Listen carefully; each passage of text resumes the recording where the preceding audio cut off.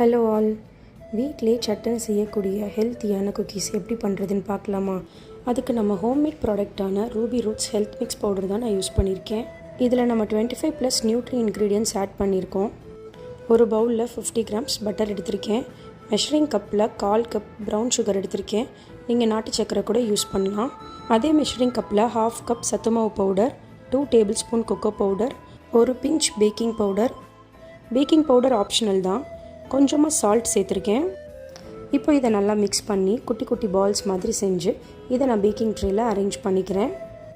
Already preheat பண்ண ஓடிஜியில் 25 minutes நான் back பண்ணி எடுத்துக்கிறேன்.